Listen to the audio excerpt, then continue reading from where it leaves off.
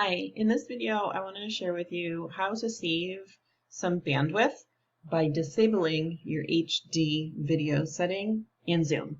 So I'll open up the Zoom local client that's installed here on my machine, the shortcut to which is on my desktop. So I'm going to open up that shortcut and it'll open me up to the home tab of Zoom. I'm looking for this little gear icon to open up a settings page.